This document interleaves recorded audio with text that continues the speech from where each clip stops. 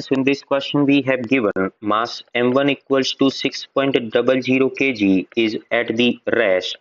on a frictionless surface when it is stuck head on with another object of mass 2 kg which is moving with speed u2 equals to 10.4 meter per second. The elastic collision is elastic, then we have to determine the speed of this one, that is v1, final speed after the collision. So now we can write here that after collision the speed v1 is equals to 2m1,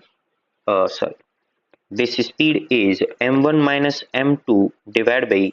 m1 plus m2 multiplied by u1. Okay,